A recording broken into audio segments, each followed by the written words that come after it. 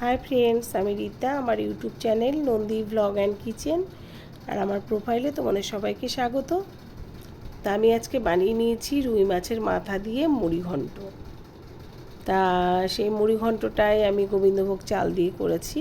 তো সেটা কিভাবে করলাম সেটাই একটু তোমাদেরকে দেখাবো আর একটু কথা বলবো। তা প্রথমে আমি কড়াই একটু তেল দিয়ে দিলাম অল্প করে। আর গোবিন্দভোগ চাল যেটুকু দিয়ে আমি করলাম এটা মুড়ি ঘন্টটা, সেই চালটাকে ওই তেলে দিয়ে আমি একটু ভেজে নেব চালটাকে। এর মধ্যে সামান্য একটু লবণ আর সামান্য একটু হলুদ আমি দিয়ে দেবো। এবারে হলুদ লবণ দিয়ে মেখেও একবারে ভেজে নেওয়া যায়, সেটাও করা যায়, কিন্তু আমি সেটা করলাম না, তাই আমি পরে দিয়ে দিলাম। তবে চালটা কিন্তু বুঝে ভাজতে হবে, চালটা ভাজা যেন বেশি না হয়ে যায়। বেশি ভাজা হয়ে গেলে কিন্তু মুড়ি মুড়ি হয়ে যাবে ব্যাপারটা। সে মুড়ির মতো, মুড়ি জলে ভেজালে যেমন হয় ওরকম হয়ে যাবে। সেই জন্য চালের ভাজার পরিমাণটা ঠিক রাখতে হবে, মানে কতটুকু ভাজলে ঠিকঠাক হবে। যাই হোক, চালটা ভেজে আমি একটা পাত্রে তুলে নিলাম। তারপর আবার আমি কড়াইয়ের মধ্যে তেল দিয়ে তেলটা গরম করে মাছের মাথাগুলো নুন হলুদ দিয়ে মেখে এবারে আমি তেলের মধ্যে দিয়ে দিলাম।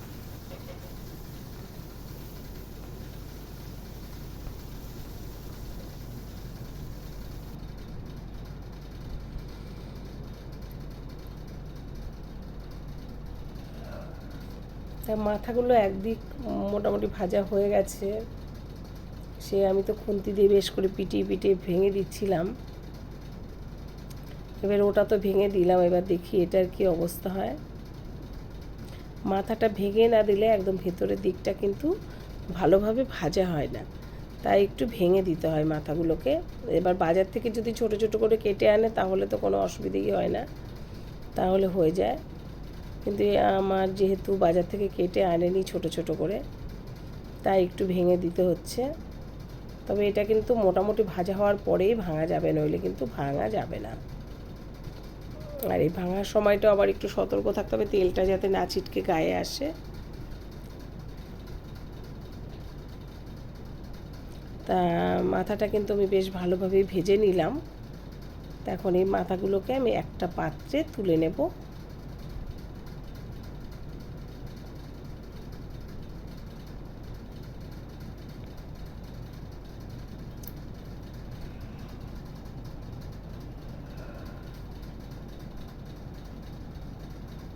এবারে কড়াইয়ের মধ্যেই আমি আর একটু তেল দিয়ে দিয়েছি। এবার আমি ফোড়ন দিয়ে দেবো হচ্ছে জিরে আর তেজপাতা। জিরে তেজপাতা ফোড়ন দিয়ে দিলাম। এবার এর মধ্যে আমি আগে থেকেই আলু কেটে রেখেছিলাম ডুমো ডুমো করে, সেই আলুগুলোকে দিয়ে দিলাম।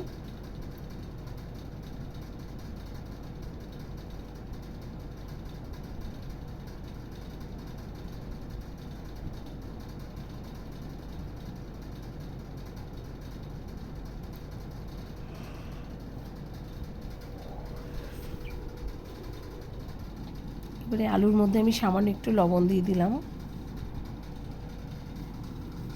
আলুগুলো কিন্তু আমি বেশ ভালো করেই ভেজে নেব, নইলে ওই মুড়ি ঘন্টের চালটা সেদ্ধ হতে হতে আলু গলে যাবে, তাতে টেস্ট নষ্ট হয়ে যাবে। তো এইবার আমি এর মধ্যে আলুগুলো পুরো ভাজা হয়ে গেছে, এখন দিলাম একটা মশলার পেস্ট, যেটার মধ্যে ছিল পেঁয়াজ, আদা, রসুন আর জিরে। রসুনটা খুব সামান্য, আমি মাত্র ছোট ছোট 2 কোয়া রসুন দিয়েছি। তাই দিয়ে আমি একবারে এই মশলাটাকে কষিয়ে নেব। তবে আর এখন দিয়ে দেবো একটু হলুদ। রসুনটা 1 কোয়া, বড় কোয়া হলে 1 কোয়া দিলেই হয়ে যাবে। তা যাই হোক, আমি এখন এই মশলাটাকে কিন্তু খুব ভালোভাবে কষিয়ে নেব। এই যে মশলাটা কিন্তু সুন্দর কষানো হয়ে গেছে। তা এখন আমি যে ভেজে রেখেছিলাম চালটা, সেই চালটাকে দিয়ে দিলাম এই মশলার ভেতরে। দিয়ে আমি চালটাকে মশলার সঙ্গে আবারও ভালো করে একটু নাড়াচাড়া করে নেব।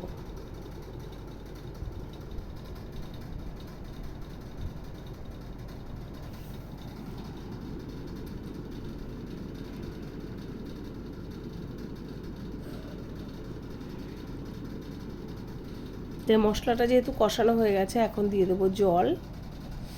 তো জলটা একটু দিতে হবে, কারণ চালগুলো সেদ্ধ হওয়ার ব্যাপার আছে। তো তাই জলটা আর একটু দিতে হবে আমাকে এখন এখানে।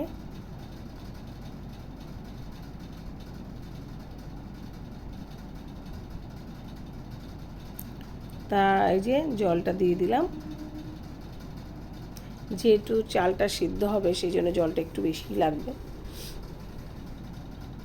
আর আমি একদম শুকনো ঝরঝরে করব না, এখানে দিয়ে দিলাম নুন, স্বাদ মতো লবণ দিয়ে দিলাম। যেহেতু আমি একদম ঝুরঝুরে করব না, সেহেতু আমি একটু কাদা কাদা রাখবো, সেই জন্য জলের পরিমাণটা একটু বেশি দিতে হলো। আর এখানে আমি 4টে কাঁচা লঙ্কা চিড়ে দিয়ে দিলাম। এবারে এটাকে আমি খুব ভালো করে ফুটিয়ে নিলাম কিছুক্ষণ। এবারে কিছুক্ষণের জন্য একটু ঢেকেও দিলাম, একটু গ্যাসটা হালকা কমিয়ে দিয়েছি।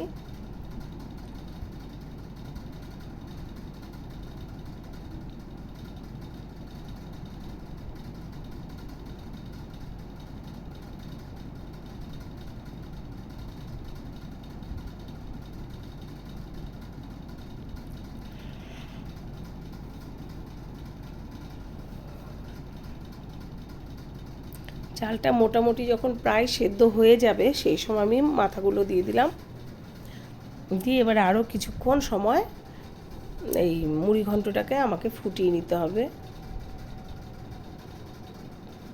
এবার আমি দিয়ে দিলাম একটু সামান্য চিনি স্বাদ মতো, যে যেরকম চিনি খেতে পছন্দ করে সেইভাবে আমি সামান্যই দিয়েছি।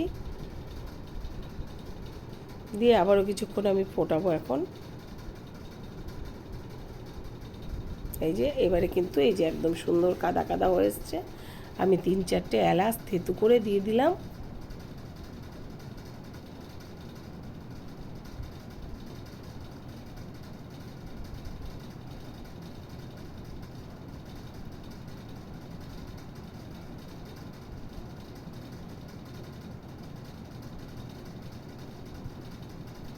এবারে আমি দিয়ে দিলাম 1 চামচ ঘি। তবে এবারে কিন্তু মোটামুটি মানে হয়ে গেল মুড়িঘণ্ট, আর বেশিক্ষণ ফোটাবো না।